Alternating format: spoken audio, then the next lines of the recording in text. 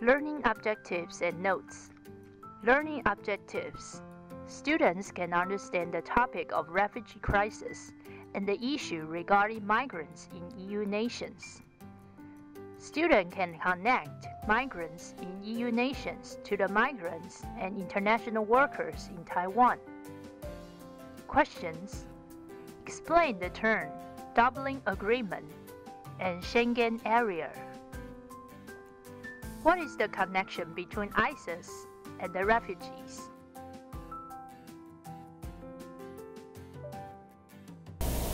So in this article, many citizens in EU nations tend to oppose the idea of accepting more refugees.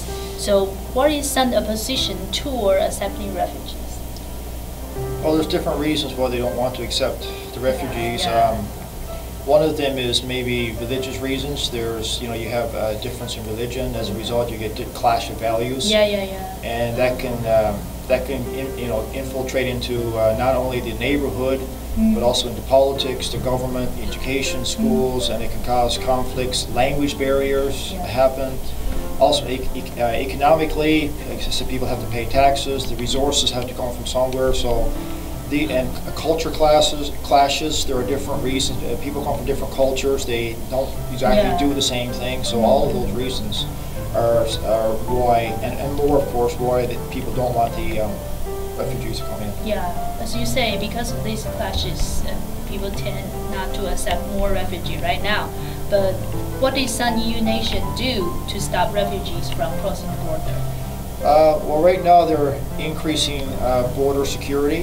They have more men around the borders, and they're also putting out fences with barbed wire and such. And countries are now, more and more countries seem to be, I don't know if I could say agreeing to band together, but they seem to be coming together to try to keep the immigrants out, or sorry, the refugees out, because there's just so many of them. And so there seem to be agreeing against the European Union's policy of letting them in. So that's a couple of reasons there as to why they're not letting the refugees cross over the border. And also, I'll get into that later. That's fine. Yeah. So here are my second question, actually related to what you say, because in the article we have a term called Dublin Regulation, and its conflict with the Schengen area regulation. So, which makes the control of refugees become a difficult task for EU nations. So, what are other reasons that make it difficult for EU nations to control the number of refugees? Well, one of the reasons is the camps. The refugees have to come somewhere, and the camps are getting bigger and bigger. And where are they going to live?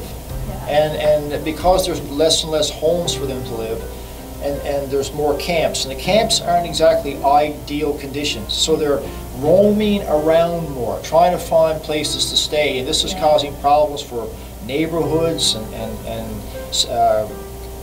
different cities, places in the city, and it's causing a lot of problems like that.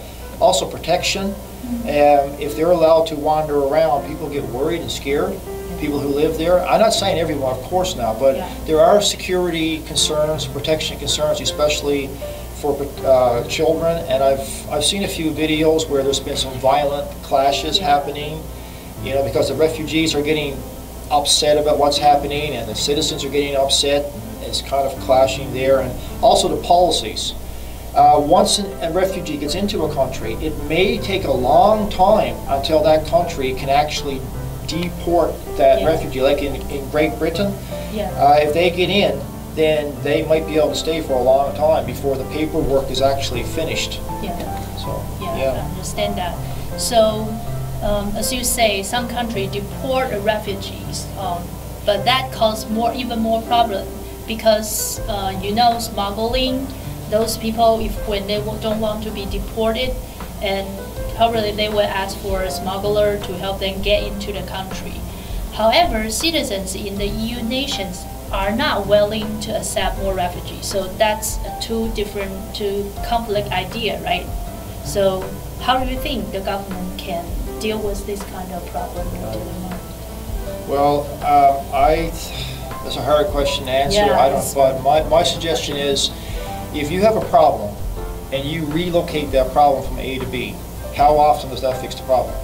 Usually it doesn't. So what happens is the problem just immigrates, from one place to another. Yeah. So I think we really need to go there and say, you know, you guys have problems, we need to help you fix it. I mean, if we just relocate everyone out of those countries, what's going to happen to that country? And that country has a lot of history too.